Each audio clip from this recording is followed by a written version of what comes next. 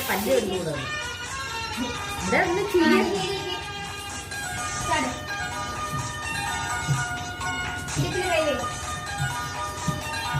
മുന്നോട്ട്